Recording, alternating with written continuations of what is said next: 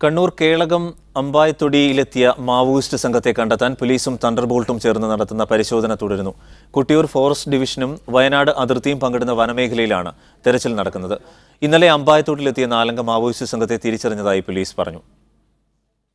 കണ്ണൂർ ജില്ലാ പോലീസ് മേധാവി G Shivavikram, Iritty DYSP Prajeesh തോട്ടത്തിൽ എന്നിവരുടെ നേതൃത്വത്തിലുള്ള പോലീസ് സംഘവും തണ്ടർബോൾട്ടും ചേർന്നാണ് വനമേഖലയിൽ ഇന്ന് രാവിലെ മുതൽ പരിശോധന നടത്തുന്നത്.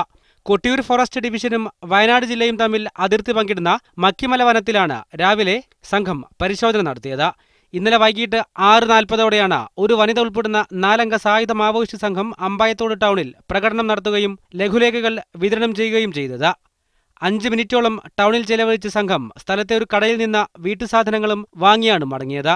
മാവോയിസ്റ്റ് നേതാവ് CP മൊയ്തീന്റെ നേതൃത്വത്തിലുള്ള സംഘമാണിതെന്ന് പോലീസ് പറഞ്ഞു. ഇവർക്കൊപ്പമുണ്ടായിരുന്ന രാമു, കവിത എന്നിവരെയും തിരിച്ചറിഞ്ഞതായാണ് പോലീസ് നൽകുന്ന വിവരം.